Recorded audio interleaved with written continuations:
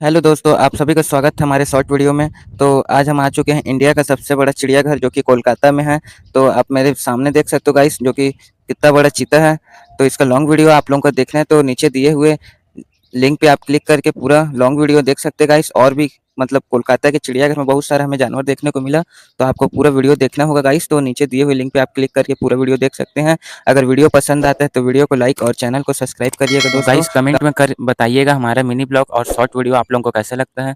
पसंद आता है तो बताइए कमेंट करके। आप लोग चैनल को सब्सक्राइब करिएगा गाइस।